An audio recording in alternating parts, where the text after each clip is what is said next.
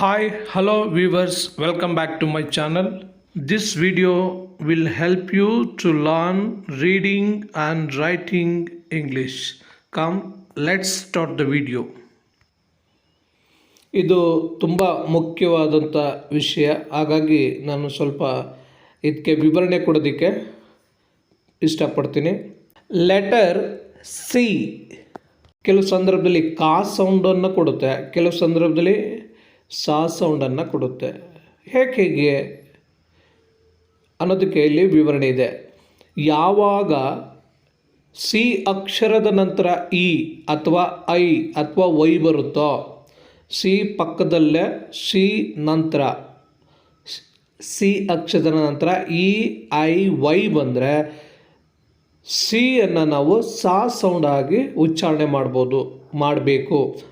ಉದಾಹರಣೆಗೆ scent, CENT scent ಅಂತ ಇದೆ, ಸಿನ ನಂತರ ಇ ಇದೆ, ಹಾಗಾಗಿ ಸಿ ಅಕ್ಷರವನ್ನು ನಾವು ಸಾ ಆಗಿ ಉಚ್ಚಾರಣೆ ಮಾಡಬೇಕಾಗುತ್ತೆ.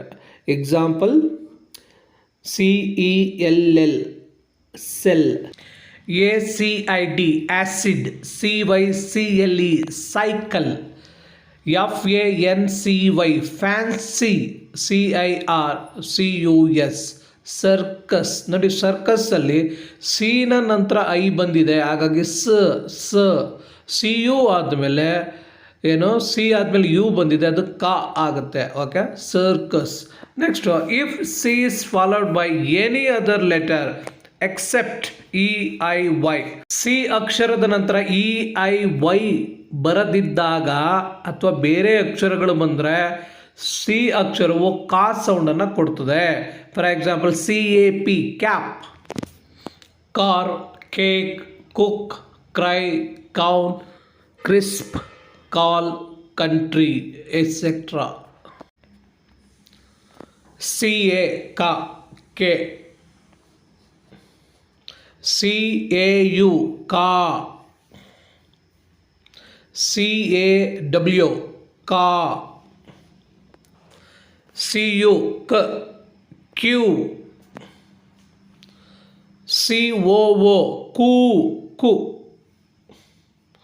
CRU ಕ್ರೂ,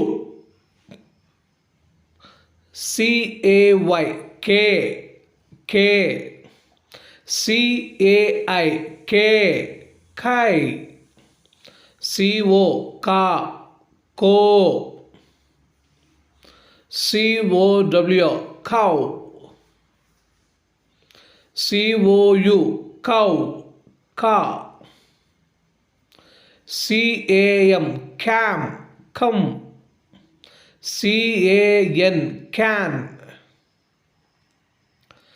CE ಸೇ, ಸಿ, CEE ಸಿ, CEA ಸಿ,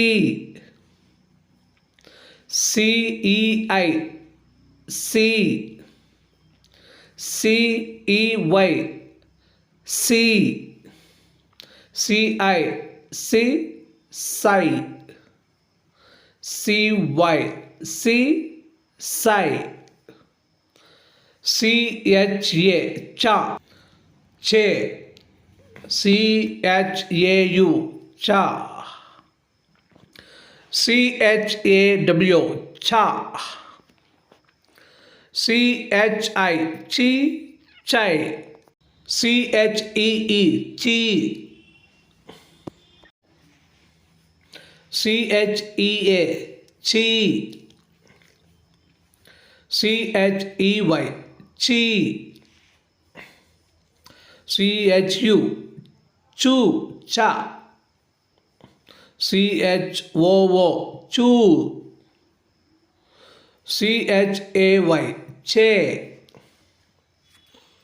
CHE ಛೇ, ಚಿ, ಕೆ, ಕಿ, CHAI ಛೇ, ಚೈ, CHO ಚೋ, ಚಾ,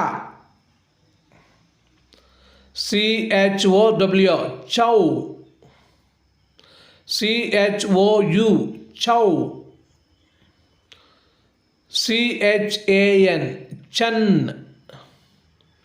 CHAM, charm. Thank you so much for watching the video till the end. Meet you in the next video. Till then, take care, keep learning. Bye bye.